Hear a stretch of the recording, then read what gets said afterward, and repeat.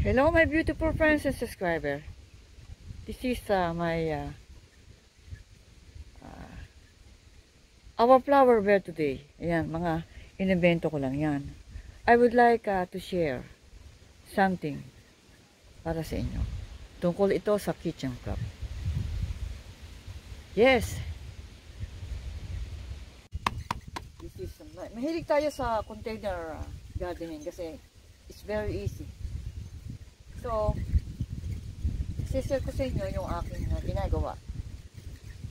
Ang kitchen scraps. Binabaon ko siya dito sa aking container.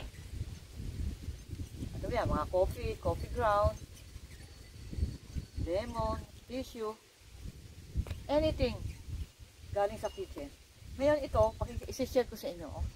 Puro kitchen scraps to. Ito ay para sa akin lazy composting. Lazy composting yan. Halos ito, puro kitchen scrap na to. Nilalagay lang natin siya dito. Kaya huwag nating itapon ang ating mga kitchen scrap. Oh, ito siya. Medyo malamig dito sa labas. Ayan. And then, itong paligid na yan, halos may kitchen scrap na siya. Kusa siyang napapaipit, kusa siya lumulubog doon. At abunan natin para hindi puntahan ng hayop, di po ba?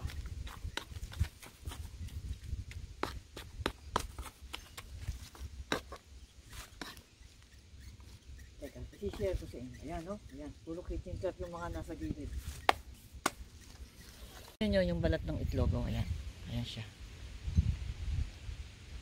Kaya huwag ninyong itatapon ng inyong kitchen scrap. Ilagay nyo sa isang container. Ito pa, oh. Tignan nyo, ayan. Ayan. Kitchen scrap yan, ayan. Ginawa ko itong all-tile as container. Ang nilalagay ko dito, yung mga flowering.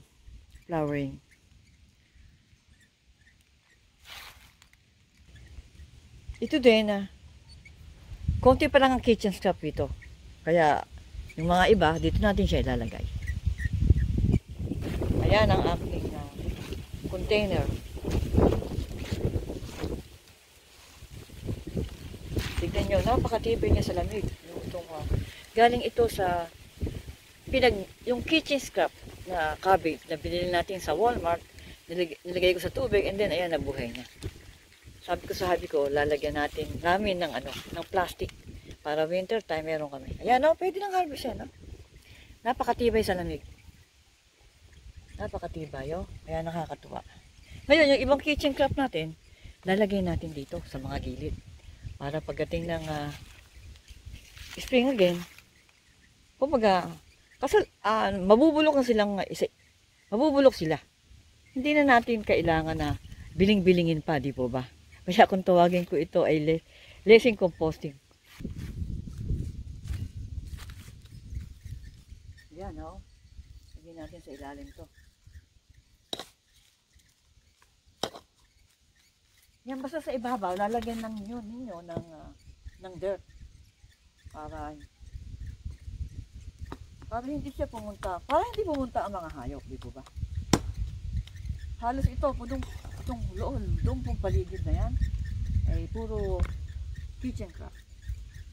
Meron tayong bagong dito, tignan nyo. Bagong bili lang to. In-order ng hubby ko. Solar. Napakaganda sa gabi. Hindi pa natin nakukuha na ng video. Ayan, ganito lang ang huwag nyo itatapon na inyong kitchen scrap. Kahit sa medyo malaki na 5 gallon, pwede kayong maglagay. Doon nyo ilagay ang kitchen scrap nyo. And then, takpan nyo ng mga dahon. Kung walang dahon, pwede yung papel. Madali lang. Maginaw dito. Woo! Thank you so much again for watching. Sana ay kahit paano ay meron kayong natutunan tungkol sa aking kitchen craft na huwag ninyong itapon. Diba? Sayang naman. Makakatulong sa ating mga halaman pagdating ng spring, lalo dito sa Amerika. Kahit sa Pilipinas ay mahal ang dirt. Sa Pilipinas, mahal din ang dirt pag bibili. Dito, mahal din ang dirt. pinakamura, pangit. Di po ba?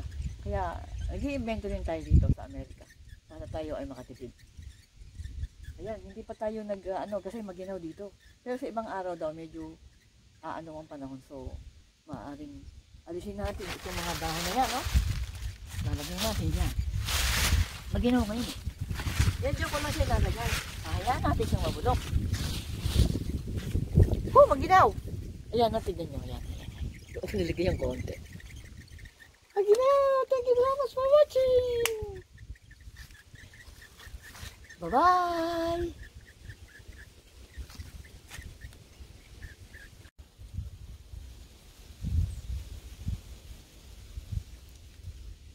Today is December 17. Winter is coming. This is our place today.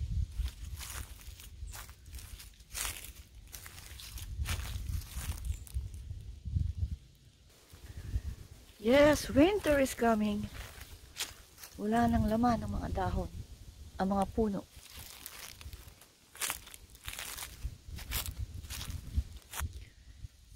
But the bamboo is still there. So we don't know if magiging brown ang mga dahon nito. So let's wait and see.